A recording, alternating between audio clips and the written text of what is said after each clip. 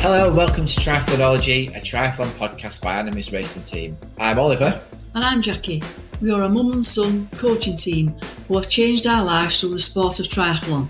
Our podcast aims to break down the mysteries of triathlon training and show you, the listener, how simple and flexible it can be so that it really does become part of your lifestyle and not just a hobby.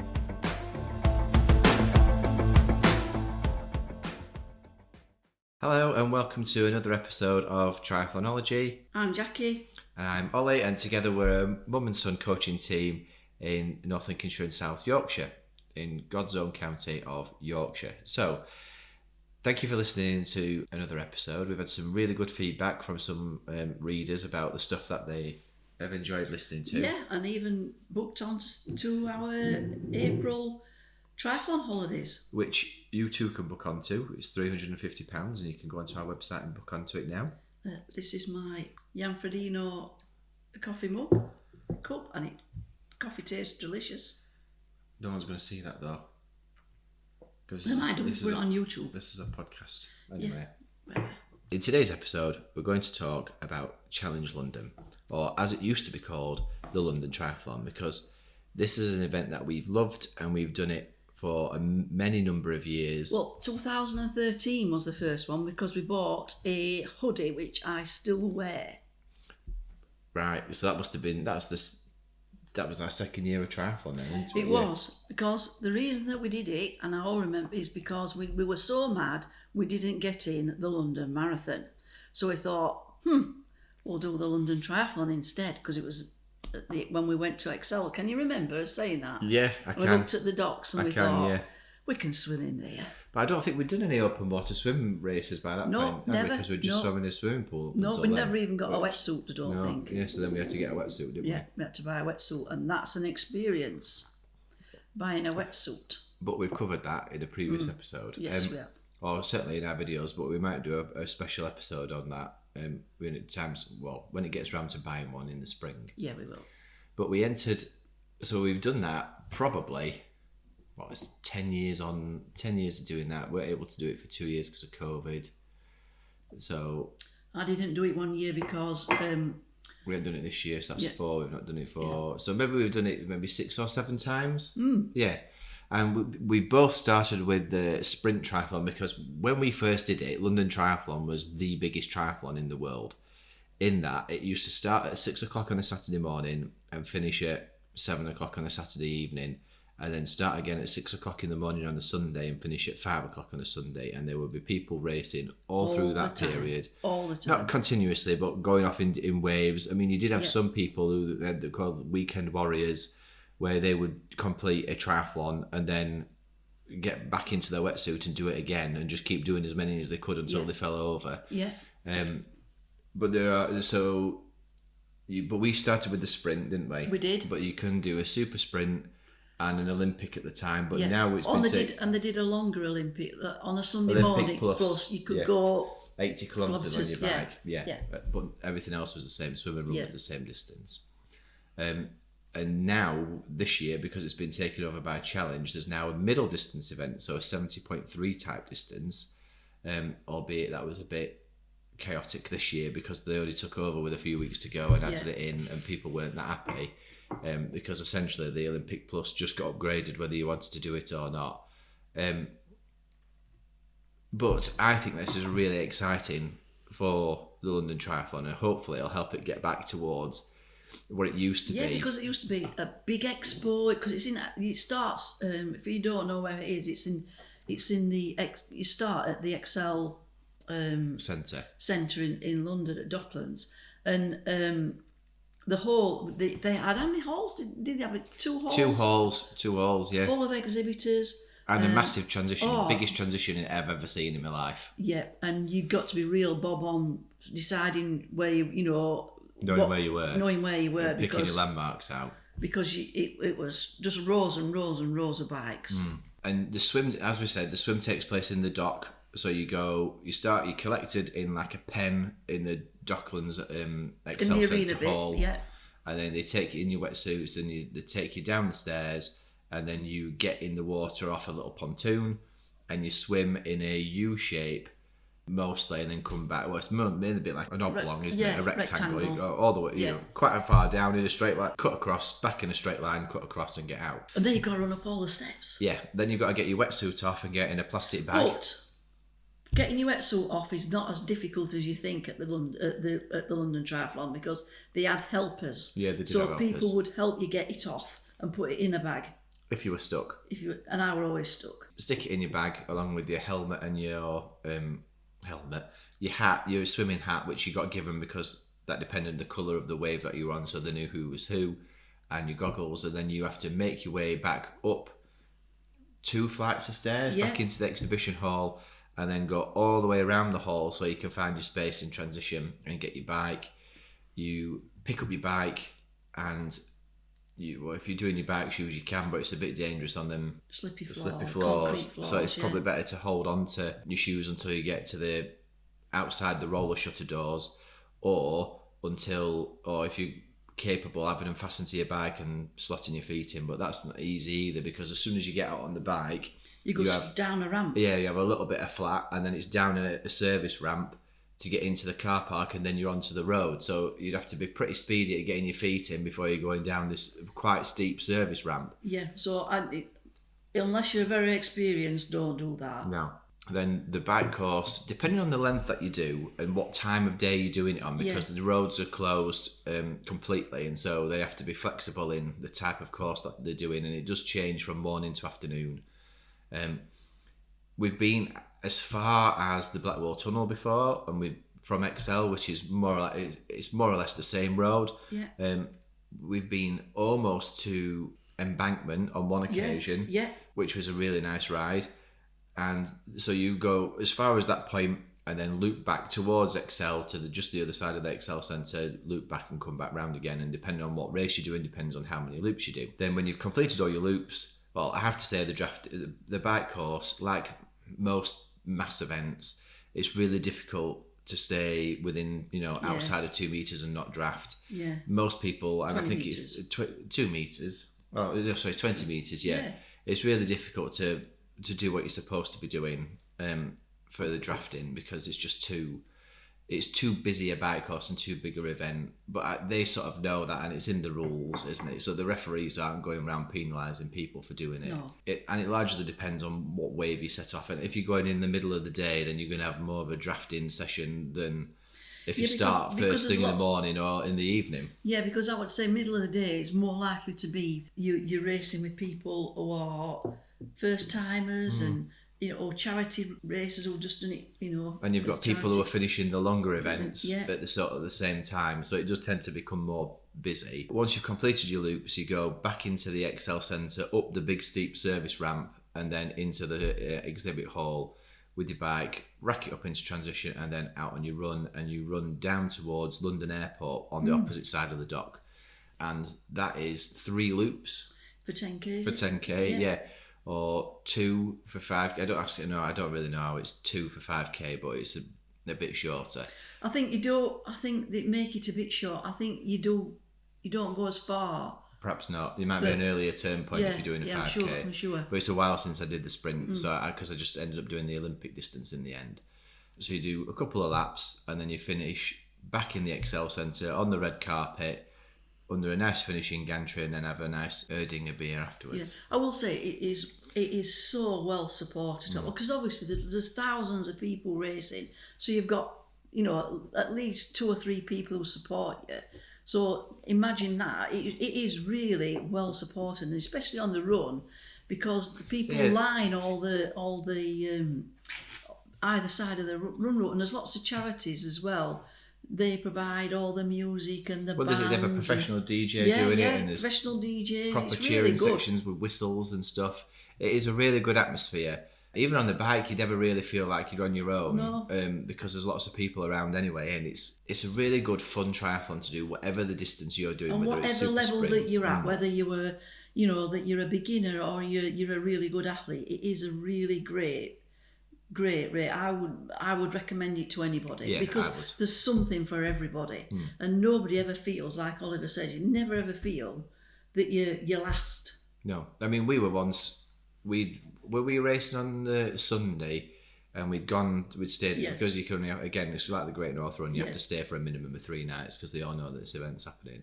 So we'd gone down and we were staying overnight in a travel lodge on the run course on the Saturday evening, and we were just watching people running past, cheering them, and as we were doing that, one of our club mates at the time ran past, so we leant out the window and gave him a cheer, and he looked up and waved. Yeah, it's a really, really good event. Yeah, really good event. There's plenty of friendly encouragement from other people, and it's well organised. Yeah, really well organised. And you just have to accept that it's not going to be a clean bike race, but that's because there's a lot of people doing it. But how many times do you get to race like that, or in the major city? Not many. And if you do, because of the roads are closed and they've got to pay for them, you're all going to be. The reality is, as much as we might want a clean race, it's not going to happen. It's not going to happen because they've got to get enough people through to make their money on it. So I completely understand. Challenge are clearly going round scooping these events up, because there was the London Triathlon, they also had the Barcelona Triathlon, which was on a similar basis, where they had exactly the same: a sprint, a super sprint, an Olympic and an Olympic plus. It all takes place in Poblenou and through the Beaune district and towards the Sagrada Familia. But Challenge this year looked like they've taken that event over and put a middle distance in, because you might have seen on Instagram that Ali Brownlee did it. And I think the middle distance for this year was only for the professionals. Yeah. But there is a huge price difference. Albeit you swim in the sea in Barcelona and they can't necessarily charge you for that. I think, is it 130 quid for the early bird at the minute for Challenge London if you're doing half distance. If you are doing the half distance at Challenge Barcelona, it might be more than that. I think it is. If you're doing 230, to be honest. If you're doing the half distance at Challenge Barcelona, it's like 80 quid, 80 euros, something like that. Having been to both places, albeit not raced in Barcelona, I know exactly where the course is and the run course. I would be tempted to do that, even though you've got to pay for it. Well, if you're coming from anywhere outside of London, if you're going to do that event, I'd stay anyway. So accommodation costs are minimal to me. It's just whether I've got to pay for a flight and take my bike over there. Early bird is £219 for middle distance in London. All right, so Corrections Corner, do you want to just check how much it is at Barcelona? I will check for Barcelona, And the sprint, I mean, it's £85 for a sprint. You think, crikey. But you do. I mean, it is. I think it is probably worth it, because you do race on closed roads. Olympic 119. I don't think that's bad for an Olympic. Really, not for It racing. might have been the Olympic and in Barcelona and London. I compared. It was 119 for the Olympic, and I'm sure it's like. I'm just going to check. 70, 80 in Barcelona, because I couldn't compare the half, because they'd not got the half price on at the Barcelona website, because I could only find out what they charged last year, or for this year's event. But it is a really good. Limelight Sports have put it on previously, and then now Challenge have taken over. It really will be a well organised event, and I also think that Challenge look after athletes. Yeah, that's certainly the impression that.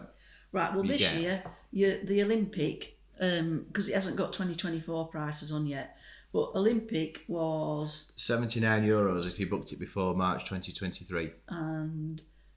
Sprint distance was €59. Super sprint was €49. I don't know whether they had.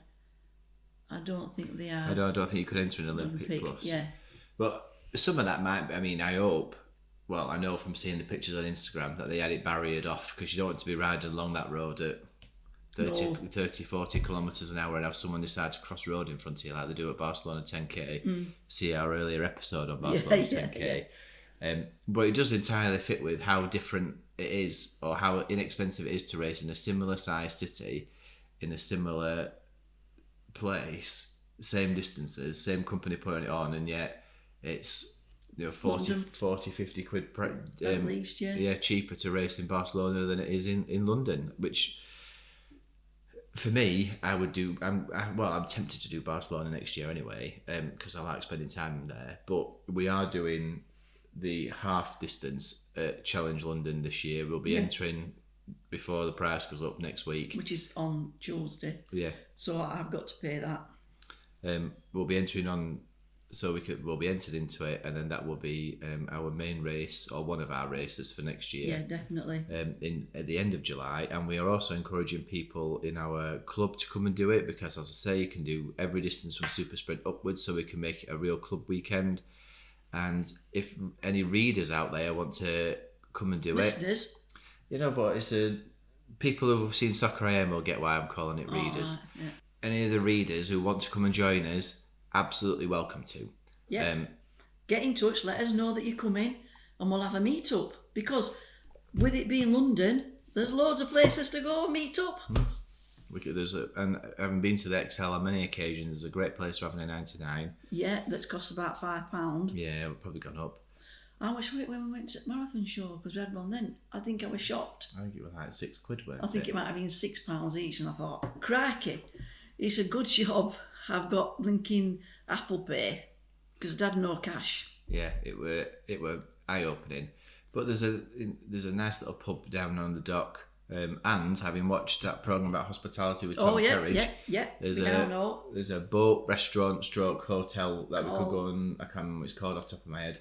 Oh, I can't, it's just a number, isn't it? Yeah, but that we could go and have a coffee in, or a glass of Diet Pepsi, or whatever it might be. Yeah. So, yes, if you are thinking about entering that, we would heartily recommend that you do, and you can join on. If you are going to enter it, send us an email or get in touch on social media and let us know you're going, and we'll arrange to meet you, and you can come and be part of the team, and hopefully you'll continue to be part of the team after that point. You'll see what a friendly bunch we are. Yeah, and if you look at our website or our social media, you'll see how easy we are to find, because we wear really garishly coloured kit deliberately so that people can spot us when we're doing a race or an event.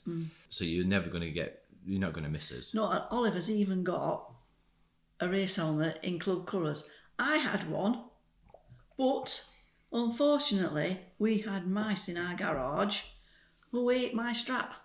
And your neck strap. And cushioning. All the cushioning in the head. And some of your foam. Yeah, and some of my foam. So I'd only worn it about 3 times. And I think it's called Electric Cherry or something like that, the colour, which is, it's exactly pretty much Animis colours, but they don't make it anymore, Specialised. Unless you're listening to somebody who works at Specialised or has a bike shop with some Specialised helmets in it. If you've got any of these...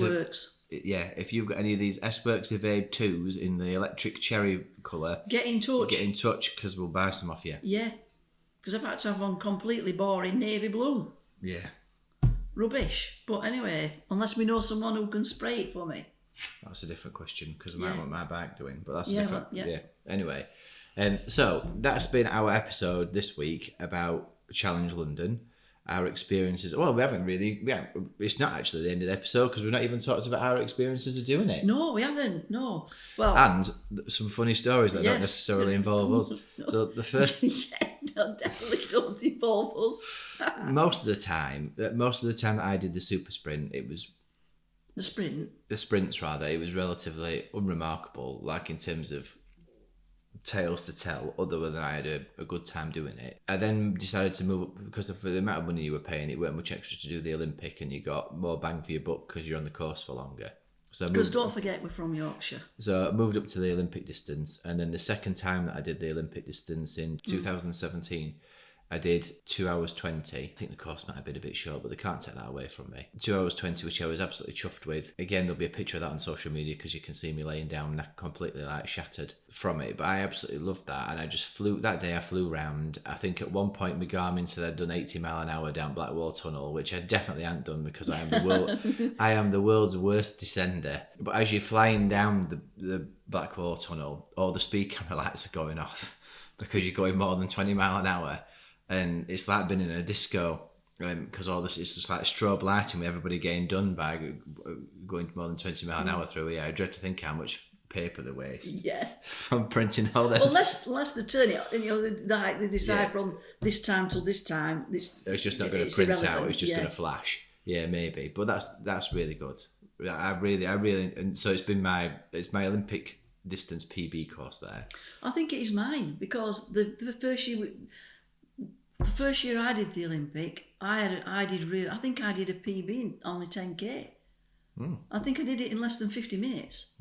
And because like on doing an Olympic, enter Olympic to be able to do that, and I don't really like swimming in that docks, but you've got to get over it. And next year I'm going to get over myself to be able to swim. It's not that properly. bad. It's nicer. It's nicer swimming in there than it was swimming in Serpentine. Oh yeah, Serpentine's tasted vile. But anyway, the swim's always been a bit of open water, especially, and I've got to conquer it. But the bike and the run, it was really, really good.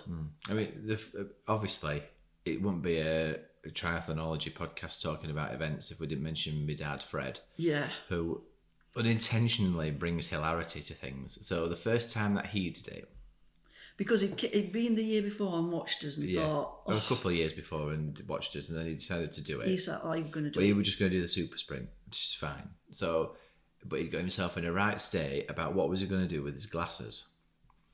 Because he can't see without having them on, or he's a bit blurry. Well, he's blind, basically, without having his glasses on. And he doesn't like wearing contact lenses, and he doesn't have goggles. He doesn't have prescription goggles, so he can't see he can see enough to swim in a straight line and follow people, but he can't see what he's doing when he gets out at water. So we had to have a big palaver, getting there early and finding the race referee and explain to them that my dad can't see without his goggles, but it's outside interference if we held onto his goggles and handed them over to him.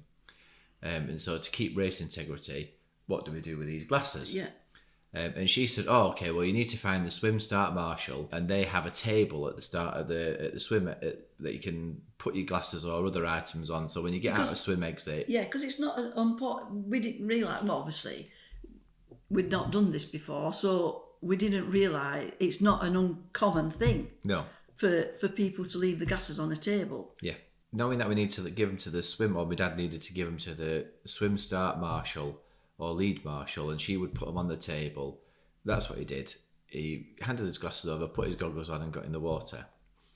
Unfortunately for Fred, somebody had a medical incident in the water, which necessitated getting the speedboat out to go and get them, and then moving the glasses table.